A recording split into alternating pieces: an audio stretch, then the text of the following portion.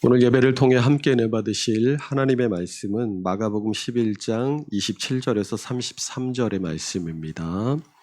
신약성경 74페이지 마가복음 11장 27절에서 33절의 말씀을 교독하겠습니다.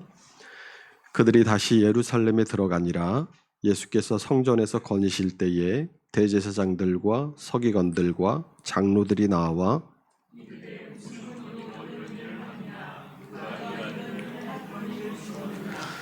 예수께서 이르시되 나도 한 말을 너희에게 물으리니 대답하라. 그리하면 나도 무슨 권위로 이런 일을 하는지 이르리라.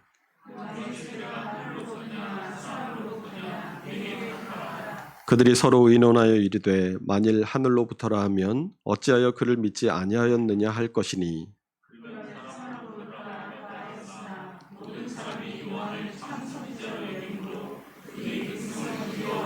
함께 있습니다.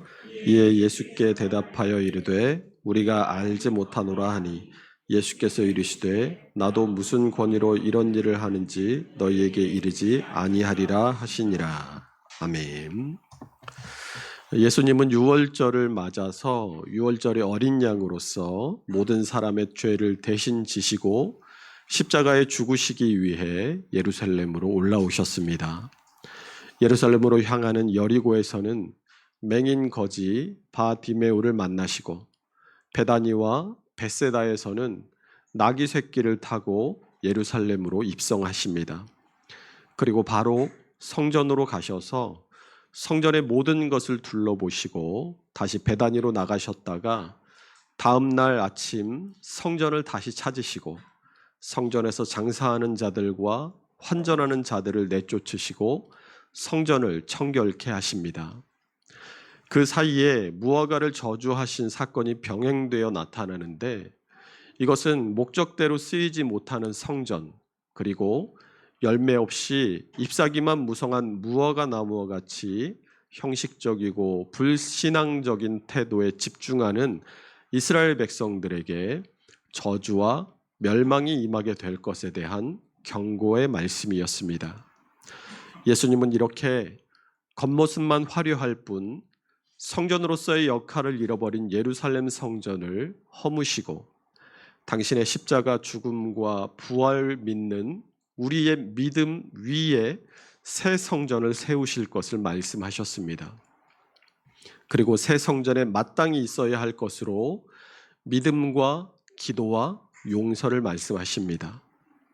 그러므로 성전에 마땅히 있어야 할 것, 믿음과 기도와 용서가 우리 안에 있어야 하고 성전에 없어야 할 것, 의심과 혐의가 없어야 우리가 주님의 성전된 삶을 살아갈 수 있다라고 지난 시간에 말씀을 통해 함께 나누었습니다.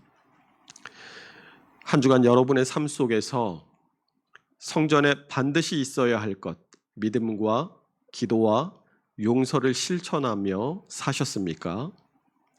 우리 안에 있던 의심과 혐의를 떨치기 위해 애쓰다 오셨습니까? 말씀을 듣는 것에서 그치는 것이 아니라 우리의 삶을 통해 그 말씀이 실현될 때 말씀은 말씀될 수 있습니다. 아무리 우리가 성경 구절을 줄줄 외우고 입만 열면 믿음의 말들이 쏟아져 나온다 할지라도 그 사람의 삶이 말씀을 반영하지 못한다면 그 사람은 말씀과 아무런 상관이 없는 사람일 뿐입니다. 기도가 앉았던 자리에서 일어설 때 끝나는 것이 아니라 일어선 후부터 기도가 시작되는 것처럼 말씀 역시 말씀을 듣고 일어서는 순간부터 말씀은 시작이 됩니다.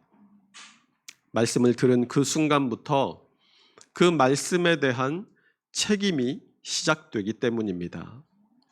말씀을 들었지만 한 주간 동안 살면서 말씀에 대한 책임을 온전히 다하지 못하고 다시 이 시간 주님 앞에 나오셨다면 회개하고 다시 한번 말씀대로 살기를 결심하시고 최선을 다해서 그리스도인으로서 들은 말씀에 대한 책임을 다하는 사람으로 살아갈 수 있으시기를 주님의 이름으로 축원합니다.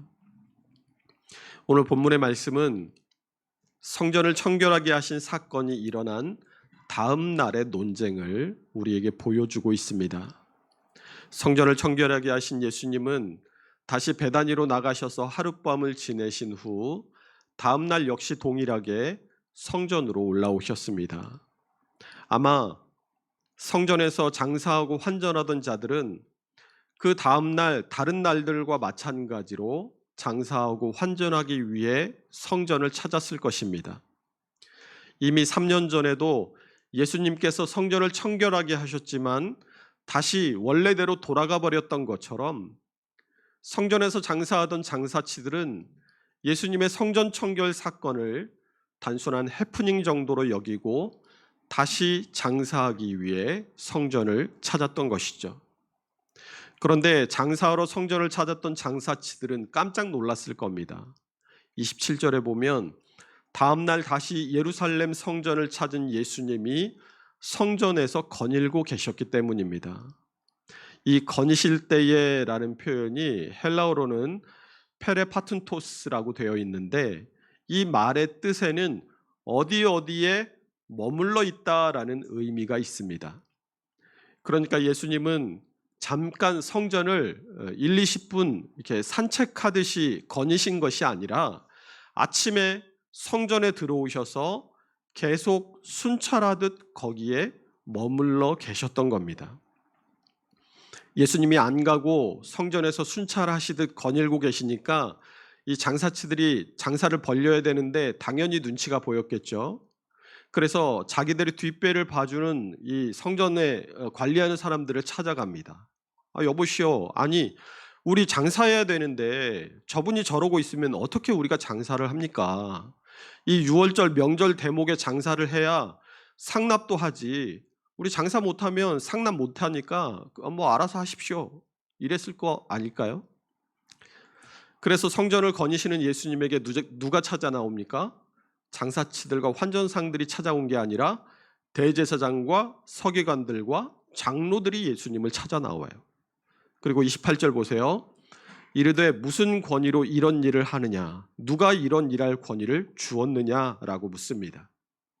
이 사람들이 예수님에게 왜 이런 걸 물었습니까? 이 장사치들의 뒷배는 누구예요? 산헤드린 공회예요. 그리고 이 산헤드린 공회의 뒷배는 로마였습니다. 그러니 이들은 예수님의 정체가 뭔지 궁금했던 겁니다. 혹시 저 예수라는 자가 저 자의 그 뒷배경이 혹시 로마의 높은 귀족인가? 그러지 않고서는 장사치들의 뒷배경이 이 산헤드린 공회라는 걸 알면서도 어떻게 저런 행동을 당당하게 할 수 있지? 이런 생각으로 예수님에게 무슨 권위로 이런 일을 하느냐라고 물었던 것이죠. 우리가 성경을 보면 자주 등장하게 되는 이 산헤드린 공회라는 것은 이 유대인들의 최고 통치 기구였습니다. 오랫동안 계속해서 이 외세의 지배를 받았던 이스라엘에는 실질적인 왕이 없었습니다. 로마 시대에는 이스라엘이 이 세 개로 나눠져서 로마로부터 임명된 왕들에 의해서 지배를 받았지만 사실상 유대인들 가운데 누구도 그 왕들을 자신들의 왕이라고 인정하지 않았습니다. 오히려 대제사장들과 서기관들과 장로들로 구성된 이 산헤드린 공회야말로 유대인들이 인정하는 통치기구였습니다. 구약 율법의 민수기 11장 16절에 모세가 임명한 이 70명의 장로에서 그 형태를 따와서 70명의 공회원과 한 명의 대표인 대제사장으로 이 71명이 산헤드린 공회를 구성하기는 하지만 이 산헤드린 공회 역시 하나님께서 세우신 기구는 아니었습니다. 로마의 통치 이전에 팔레스타인을 다스렸던 이 알렉산더 대왕 때에 그리스의 영향을 받아서 세운 것이 이 산헤드린 공회였어요. 공회는 그리스에서 시작된 문화입니다. 그리스가 모든 사람들이 함께 이 아크로폴리스에 모여서 국가의 대사를 결정했던 이 민주주의의 시초 아닙니까?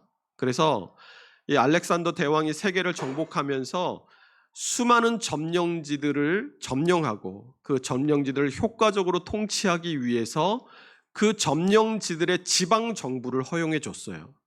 그리고 이 공회의 형태를 이 점령지들에 정착시켰습니다. 그러니까 이 공회라는 것은 이스라엘의 율법이나 이 역사나 전통과는 사실 아무런 연관이 없고 그저 지배 세력의 통치권 강화를 위해서 만들어진 조직이 이 산헤드린, 헬라어로는 수네드리온이라고 붙여진 이 공회였던 것이죠. 그리스가 통치할 당시에 만들어졌던 이 산헤드린 공회는 그 후에 이 로마가 팔레스타인을 점령하고 통치할 때에도 존속했습니다. 로마는 이 문화에 있어서는 헬라의 문화를 숭상했기 때문에 헬라 시대의 것들을 그대로 받아들인 것이 많았습니다. 그래서 산헤드린 공회 역시 점령지를 효과적으로 관리하기 위해 그대로 존속시키고 점령지를 통치하는 통치 수단으로 활용했습니다. 로마는 이 산헤드린을 팔레스타인에 파견된 이 로마 총독의 권한 아래에 두기 위해서 산헤드린 공회의 의장을 로마가 직접 임명했습니다. 산헤드린 공회의 구성원들은 대제사장, 사두개인, 바리새인, 서기관, 장로들로 임명이 됐는데 그 가운데에서 이 로마로부터 임명되는 대제사장의 권한이 가장 강했지만 대제사장을 제외하고는 사두개인들의 영향력이 가장 강력했습니다. 이 사두개라는 이름에서 알 수 있듯이 이 사두개파는 다윗 시대의 대제사장이었던 이 사독의 후손들로 대대로 이 성전을 관리하고 제사를 집전하는 제사장들이 대부분이었습니다. 당연히 이 성전에서 제물을 사고 파는 장사꾼들과 성전의 동전을 환전해주는 환전상들로부터 흘러들어오는 막대한 자금이 이 사두개인들을 통해서 산헤드린으로 흘러들어갔기 때문에 이 사두개인들의 영향력이 강할 수밖에 없었습니다. 자, 본문 27절에 예수님을 찾아온 사람들의 면면을 보십시오. 누구누구라고 해요? 대제사장들, 서기관들, 장로들 다 누구예요? 산헤드린의 공회원들입니다. 산헤드린의 권위는 당시에 이스라엘에서 하늘에 나는 새도 떨어뜨릴 수 있을 정도였어요. 다만 로마는 이 지방 정부의 거의 모든 권한을 자치적으로 다 주기는 했지만 사형을 집행할 수 있는 권한만큼은 주지 않았습니다. 그래서 사형을 이 재판을 통해서 사형을 언도할 수는 있었지만 로마만이 사형을 집행할 수 있는 권한을 가지고 있었어요. 그래서 예수님께서도 붙잡히시고 어디로 끌려가세요? 대제사장 집으로 끌려가셔서 공회 앞에 서시잖아요. 그래서 공회 앞에 섰을 때 산헤드린 공회가 예수님에게 사형을 언도합니다. 하지만 그 자리에서 죽이지 못하고 어떻게 해요? 본디오 빌라도에게 끌고 가서 이 로마의 법정에 넘기죠. 우리 마가복음 14장 64절 한번 읽어보겠습니다. 그 신성모독하는 말을 너희가 들었도다. 너희는 어떻게 생각하느냐 하니 그들이 다 예수를 사형에 해당한 자로 정죄하고, 그러니까 사형을 언도한 거예요. 그리고 요한복음 18장 31절도 읽어봅니다. 빌라도가 이르되 너희가 그를 데려다가 너희 법대로 재판하라. 유대인들이 이르되 우리에게는 사람을 죽이는 권한이 없나이다 하니. 이 말은 이놈이 우리가 볼 때는 죽일 놈인데 우리가 죽일 권한이 없으니까 우리를 대신해서 죽여달라는 거예요. 그런데 사실 당시에 유대인들의 입장에서는 이 로마의 권력보다 산헤드린 공회가 더 무서운 권위였습니다. 사형 집행 말고는 모든 걸 다 할 수 있다고 했잖아요. 유대교에서의 파문도 이 산헤드린 공회에서의 결정으로 가능했어요. 유대인들에게 있어서 유대교 신앙은 자신의 생명보다 더 중요했습니다. 로마의 사형 집행은 죽으면 끝나지만 유대교에서의 파문은 이 사회적 사형 집행이나 마찬가지였어요. 육체로는 살아있는데 살아있는 게 아니에요. 누구와도 말을 섞을 수 없고 그 동네에서 살아갈 수도 없습니다. 자신의 가족과 친지들에게 마저 외면당해서 철저히 이방인이나 죽은 사람처럼 취급을 당했어요. 당연히 유대인들은 로마의 사형 집행보다 산헤드린 공회를 더 두려워할 수밖에 없었습니다. 왜 예수님이 예루살렘에 입성할 때 호산나 다윗의 이름으로 오시는 이여 찬송하리로다라고 환영했던 이 유대인 무리들이 일주일도 채 지나지 않아서 예수를 못 박으라고, 십자가에 못 박으라고 왜 소리를 지릅니까? 자신들이 기대하던 메시아가 아니니까 태도가 돌변했다고 했잖아요. 그렇다고 예수님이 십자가에 못 박히실 만한 죄를 지었습니까? 본디오 빌라도도 예수님에게서 죄를 찾지 못해서 때려서 놓겠다라고 타협을 시도하잖아요. 마가복음 15장 11절 보세요. 읽습니다. 그러나 대제사장들이 무리를 충동하여 도리어 바라바를 놓아달라 하게 하니, 충동이 뭐예요? 사전에는 어떤 일을 하도록 남을 부추기거나 심하게 마음을 흔들어 놓는 것, 이렇게 이 총동의 의미에 대해서 풀어놓고 있어요. 예수님을 못 박고 바라바를 놓아주라고 뒤에서 부추기고 심하게 마음을 흔들어 놨다는 거예요. 누가요? 대제사장, 산헤드린 공회가 유대인들의 뒤에서 무리를 부추기고 마음을 흔들었던 겁니다. 아마 무리들은 예수님이 자기들이 기대하던 메시아가 아니었다라는 것을 알았더라도 실망은 했겠지만 죽이라고 하지는 않았지 않을까 생각이 됩니다. 하지만 충동질하는 산헤드린 공회가 있었기 때문에 십자가에 못 박으라고 소리 질렀던 것 같아요. 자, 27절에서 예수님을 찾아온 산헤드린 공회원들이 예수님께 뭐라고 하죠? 28절이죠. 함께 봅니다. 이르되 무슨 권위로 이런 일을 하느냐? 누가 이런 일할 권위를 주었느냐? 이 질문의 의도를 파악하기 위해서는 마가복음 11장 18절을 봐야 됩니다. 우리 18절도 함께 읽어봅니다. 대제사장들과 서기관들이 듣고 예수를 어떻게 죽일까 꾀하니 이는 무리가 다 그의 교훈을 놀랍게 여김으로 그를 두려워함일러라. 예수님께서 마태복음 11장 17절에서 성전을 청결하게 하시면서 내 집은 만민의 기도하는 집이라고 칭함을 받으리라고 하지 않았느냐?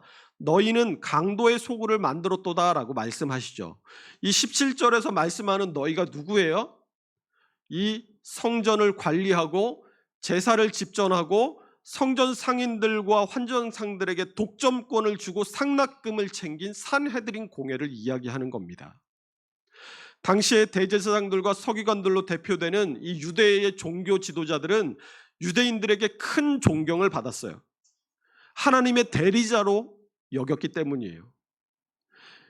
지배자인 로마와 맞서서 피지배자인 유대 민족을 지키고 자신들의 신앙을 보존하는 민족의 지도자들로 여겨졌습니다. 그런데 실상은 어땠어요? 로마에 돈을 주고 대제사장직을 대대로 세습하고 로마와 경제적으로 정치적으로 밀착된 관계였어요. 종교적으로는 의리의리하고 멋있게 제사를 집전하고 백성들에게 율법을 가르치고 하나님과 백성 사이를 연결해주는 중보자처럼 보였지만 실상은 하나님과 백성들 사이를 가로막는 걸림돌이었습니다. 그동안은 백성들에게 안 걸리고 잘 해왔거든요. 잘 헤쳐먹고 살았어요.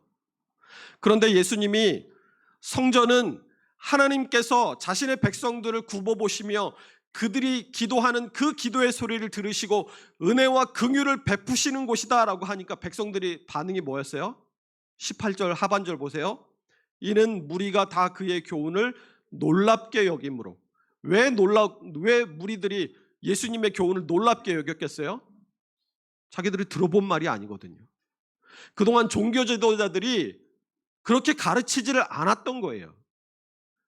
이 종교 지도자들은 자신들의 권위가 약해지고 그 자신들의 권위에 손상을 가는 쪽으로는 절대로 성경을 해석해서 가르치지 않았던 겁니다. 얼마 전에 누가 옥하는 목사님 생전에 설교를 쇼츠로 잘라서 유튜브에 올려놓은 걸 제가 봤습니다.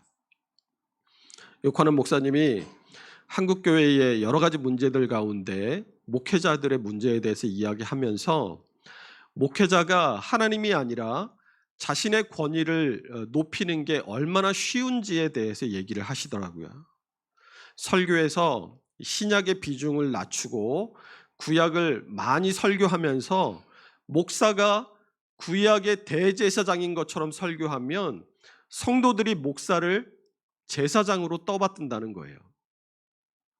이런 비밀을 옥하는 목사님만 알았겠습니까? 당시의 권력자들인 산헤드린 공회, 유대의 종교 지도자들이 백성들을 호도해서 자신들의 권위를 세우는 그 방법을 몰랐겠어요? 잘 이해하셔야 돼요. 제가 지금 드리는 말씀을. 구약을 많이 설교한다고 설교 잘못한다는 얘기가 아니에요. 어떤 본문을 가지고 설교를 하든 설교를 통해서 뭐가 드러나야 돼요? 하나님의 사랑이 드러나야 돼요. 예수 그리스도의 구원이 드러나야 돼요. 성령님의 우리를 위로하시고 우리의 삶을 도우시는 그 역사하심이 드러나야 되는데, 주님이 드러나는 것이 아니라 설교하는 설교자가 드러나면 그 설교는 꽝이라는 거예요. 왜 제가 설교 중에 제 얘기 잘 안 합니까? 혹시라도 제가 더 드러날까 봐. 제가 예전에 에베소서 설교하면서 고생담 얘기 딱 한 번 했는데, 그 뒤에 제가 한번 한 1년인가 지나고 나서 한번 물어본 적이 있었죠. 고생담 한 거 얘기한 거 기억들 하시냐고. 다 기억하신대요. 그러면 그날 본문이 어디였는지, 그날 설교의 주제와 설교의 제목이 기억나시는지.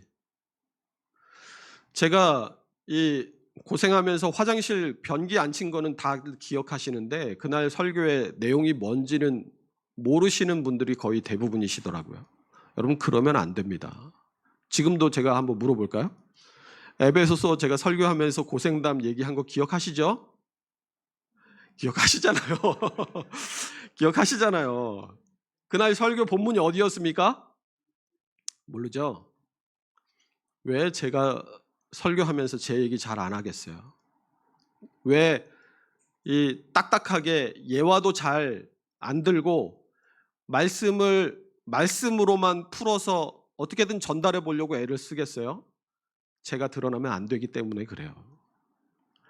그런데 예수님이 성전의 참 목적에 대해서 가르치시니까 대제사장들이 하고 서기관들이 듣고 어떻게 했다고 그래요?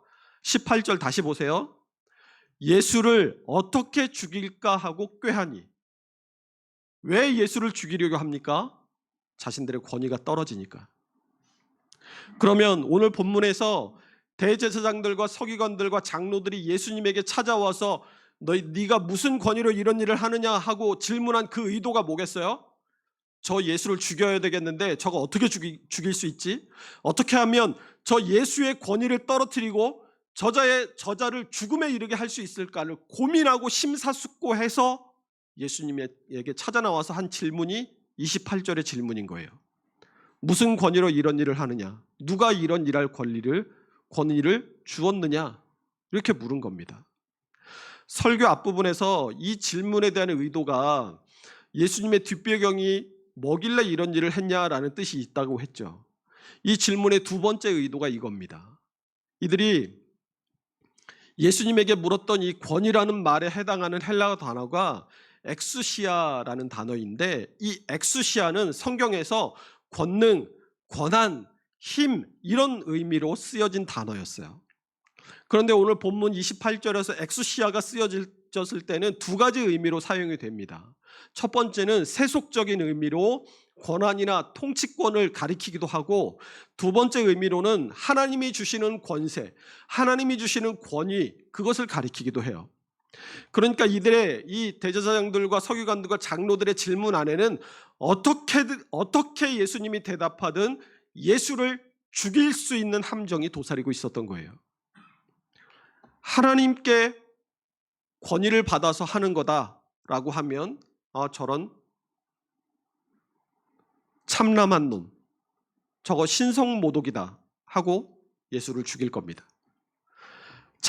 예수님이 나 개인적인 권위로 내가 그렇게 했다라고 한다면 성전 안에서 일어나는 모든 일에 대한 권위를 가지고 있던 산헤드린의 권위를 모독한 것으로 몰아세워서 예수님을 죽였을 겁니다. 그런데 이들의 질문에 대해서 예수님께서 뭐라고 대답하십니까? 보통 사람이 질문을 하면 대답하는 사람은 상대방이 질문한 내용에 대해서 답을 하는 게 일반적이죠. 그런데 예수님은 세례 요한의 세례가 하늘로부터냐 사람으로부터냐라고 물으십니다. 29절과 30절 함께 읽어봅니다. 예수께서 이르시되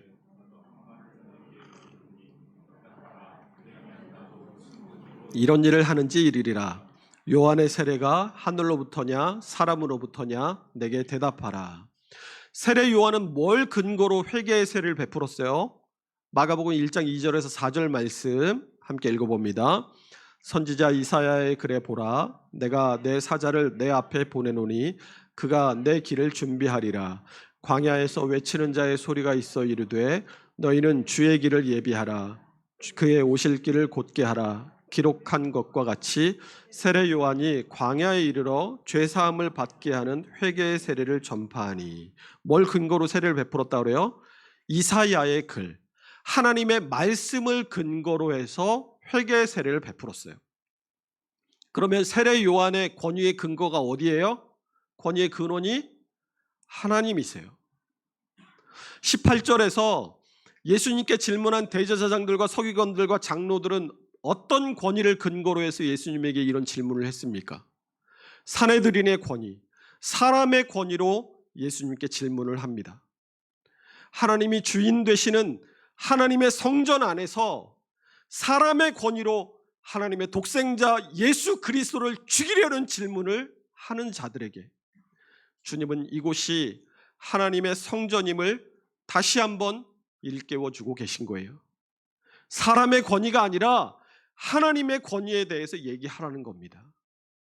예수님의 질문을 듣고 이 사람들이 뭐라고 합니까? 31절에서 33절 함께 읽어봅니다. 그들이 서로 의논하여 이르되 만일 하늘로부터라 하면 어찌하여 그를 믿지 아니하였느냐 할 것이니 그러면 사람으로부터라 할까 하였으나 모든 사람이 요한을 참 선지자로 여김으로 그들이 백성을 두려워하는지라. 대답하여 이르되 우리가 알지 못하노라 하니 예수께서 이르시되 나도 무슨 권위로 이런 일을 하는지 너희에게 이르지 아니하리라 하시니라. 예수님은 이들의 주의를 사람에게서 하나님에게로 옮겨 놓으십니다. 그런데 이들의 대답은 어떻게 돼요? 기껏 하나님의 권위로 돌려놓은 화제를 다시 사람의 권위로 끌어내려 버려요. 아니, 하나님이 주인 되시는 성전 안에서 예수님은 하나님의 권위에 대해서 말씀하시는데 이들은 자신들의 기득권, 자신들이 가진 사람의 권위가 손상되지는 않을까 그것에만 집중하고 그것에 매달리고 있는 거예요. 이렇게 대답하면 이렇게 되고 저렇게 대답하면 저렇게 되니까 이렇게 하든 저렇게 하든 다 자기들이 손해라는 거예요. 오늘 말씀을 통해서 지금 주님께서 우리에게 뭐라고 말씀하시는 것 같으세요? 주님의 죽으심과 부활을 믿는 믿음, 그 믿음 위에 새 성전을 세우신 주님께서 새 성전된 우리에게 사람의 권위가 아니라 하나님의 권위를 따라 살라고 말씀하시는 것 같지 않으십니까? 마태복음 10장 28절 읽어보겠습니다. 몸은 죽여도 영혼은 능히 죽이지 못하는 자들을 두려워하지 말고 오직 몸과 영혼을 능히 지옥에 멸하실 수 있는 이를 두려워하라. 아멘. 세상의 가치와 체계 그리고 사람의 지혜가 사람을 편하고 이롭게 할 것처럼 보여도 실상은 그렇지 않습니다. 기술이 발전하고 사회가 고도화되어 갈수록 더 매이고 더 묶이고 더 힘든 삶을 살아가게 돼요. 핸드폰이 없던 시절하고 지금하고 한번 비교해 보세요. 내가 홀로 사색하며 내 인생을 돌아볼 시간이 지금 있으십니까? 여러분의 인생이 돈에 매이고 부동산에 매이고 건강에 매이고 직장에 매이고 관계에 매이고 모든 사람들이 서로가 서로를 구속하고 얽히고 설켜서 온전한 자유 없이 살다가 그 결과가 뭐예요? 그 결국은 허망한 죽음뿐입니다. 그러고도 세상의 가치와 체계, 이 사람의 권위라는 것은 그것이 진리인 양 우리를 속여서 새로 태어나는 사람들을 다시 구속하고 옥죄어서 그것을 자양분 삼아서 암덩어리처럼 커지고 지속됩니다. 사람의 지혜, 사람의 힘, 사람의 권위로는 사람을 죽일 뿐 사람을 살릴 수 없어요. 그러나 하나님의 능력, 하나님의 권위는 우리의 영혼을 살릴 뿐 아니라 우리의 삶을 풍성케 하고 소성케 하는 줄로 믿으시기 바랍니다. 사람의 권위는 잠시 죽어가던 사람의 생명을 연장시킬 수는 있지만 결국엔 다 죽게 돼 있어요. 결국엔 다 죽습니다. 살아있지만 죽음이 결정되어 있기 때문에 죽은 존재인 거예요. 그러나 하나님의 권위는 죽었으나 다시 살리시고 영생을 얻게 하시는 권위인 줄로 믿으시기 바랍니다. 여러분은 어떤 권위를 따라 살기를 원하십니까? 하나님이 주인 되신 성전에서 하나님의 권위를 말씀하신 주님처럼 새 성전된 우리는 사람의 권위가 아니라 하나님의 권위를 붙들고 따라가는 새 사람이 되어야 하지 않겠습니까? 우리 모두가 하나님의 권위를 따라 이 땅을 살아감으로써 하나님의 은혜와 긍휼과 자비와 구원과 영생을 받아 누리는 주님의 새 성전으로 살아갈 수 있으시기를 주님의 이름으로 축원합니다. 기도하겠습니다.